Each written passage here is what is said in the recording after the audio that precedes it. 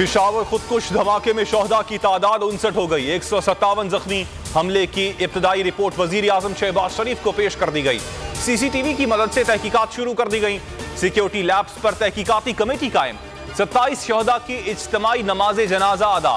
Police और military हुकाम शरीक हुए। मलबे में दबे अफराद को निकालने के लिए रेस्क्यू ऑपरेशन जारी। पेशावर की हाई सिक्योरिटी जोन में दहशतगर्दी की वारदात ने कई सवालात छोड़ दिए। दहशतगर्द किस तरह अपने टारगेट तक पहुंचा, क्यों इसे रोका ना जा सका? हसास इमारतों की मौजूदगी के बावजूद सिक्योरिटी लैब्स कहां पर पेश आया? मरकजी दरवाजे से किस तरह दाखिल हुआ? बगैर रोक टोक के मस्जिद की पहली सफ तक किस तरह पहुंचा?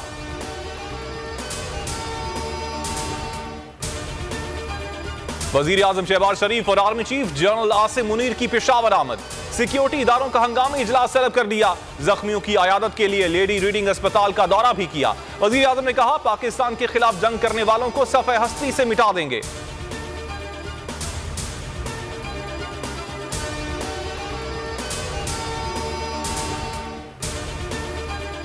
हमले को सिक्योरिटी लैब्स कहना दुरुस्त नहीं, मजीद थ्रेट मौजूद हैं।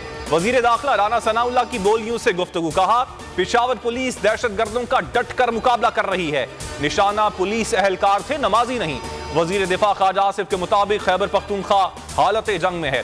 अफगान जमीन हमारे खिलाफ इस्तेमाल हो रही है। सवाबी में पुलिस का ऑपरेशन मुकम्मल, 2 दहशतगर्द मारे गए, 1 गिरफ्तार। लाशें नामालूम मकाम पर मुंतकिल। असलहा और दीगर सामान बरामद। पुलिस का ऑपरेशन सुबह से जारी था। एहलकार जख्मी हुआ। मुआफी मांगे या 10 अरब रुपए हर्जाना अदा करें? आसिफ जरदारी का इमरान खान को लीगल नोटिस। चेयरमैन पीटीआई से बयान पर 14 दिन में गैर मशरूत मुआफी मांगने का मुतालबा। नोटिस में कहा, इल्जामात से साख्त को नुकसान पहुंचाने की कोशिश की गई। मुआफी ना मांगी तो सिविल और फौजदारी कार्रवाई की जाएगी। इमरान खान पर कातिलाना हमला, जाए वकुआ पर 31 गोलियां या उनके खौल मिले।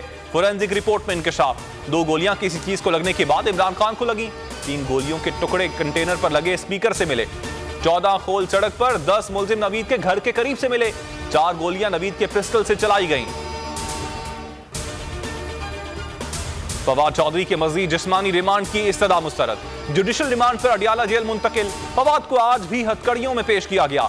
जुडिशल मजिस्ट्रेट वक्कास राजा का हथकड़ियां खोलने का हुक्म। पीटीआई रहनुमा ने कहा, 48 घंटे से सड़क पर हूं। हुक्मरान इलेक्शन से भाग रहे हैं लेकिन इन्हें भागने नहीं देंगे। इमरान खान चौधरी परवेज इलाही और वकिला से मुलाकात में गुफ्तगू। कहा, आईन निगरान सेटअप को 90 रोज में इलेक्शन का पाबंद बनाता है। जो आईन शिकनी का मुर्तकिब होगा, आईन में उसके खिलाफ रास्ता मौजूद है। विफाकी वज़रा और निगरान सेटअप की शख्सियात एलानिया आईन शिकनी के इशारे दे रही हैं।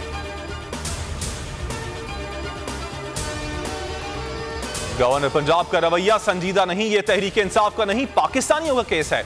अदलिया जमहूरियत का तहफ़्फ़ुज़ करेगी। इलेक्शन शेड्यूल जारी न करने के खिलाफ दरखास्त में लाहौर हाई कोर्ट के रिमार्क्स। तैयारी के लिए वक्त मांगने पर सख्त इजहार बरहमी। जस्टिस जवाद हसन ने कहा, गवर्नर का नुमाइंदा आए या ना आए, प्रिंसिपल सेक्रेटरी तो यहां होना चाहिए था।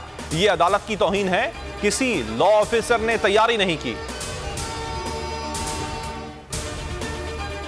और लाल हवेली के 7 यूनिट्स डीसील करने की इस्तदा खारिज। लाहौर हाई कोर्ट पिंडी बेंच के जस्टिस मिर्जा वकास रऊफ ने शेख रशीद की दरखास्त निपटा दी। मतरूका वक्फ इमला को 15 दिन में मामला निपटाने की हिदायत। वाज़े मौक़िफ़ पेश ना करने पर एडमिनिस्ट्रेटर वक्फ इमला की सरजनिश। अस्सलाम वालेकुम, आप देख रहे हैं बोल न्यूज और मैं हूं मोहम्मद कामरान। हेडलाइंस आपने जानी। मजीद खबरों और तफसीलात के लिए विजिट कर सकते हैं आप हमारी वेबसाइट bolnews.com।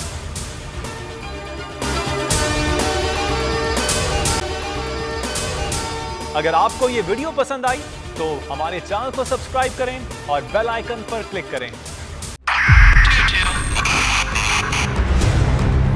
2022 बहुत सारे तोहफे भी देके गया पाकिस्तान की आवाम को। पाकिस्तान की आवाम को एक तोहफा ये दिया कि आवाम को पता चल गया कि पाकिस्तान का मीडिया क्या है। साल 2022 में सबसे ज्यादा देखे जाने वाला चैनल बोल न्यूज रहा नंबर 1। हमने बहुत सारे शोज और ट्रांसमिशंस की। पूरा साल मुसलसल जदोजहद में निकल गया कि ये वोट ऑफ कॉन्फिडेंस के पीछे कौन लोग थे।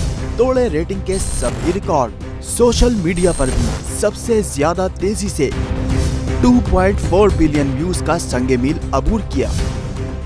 एंकर्स को भी आवाम में सबसे ज्यादा मकबूलियत मिली और सोशल मीडिया पर भी बोल रहा सब पर भारी। सब्सक्राइब करें और बेल दबाएं ताकि कोई खबर रह न जाए।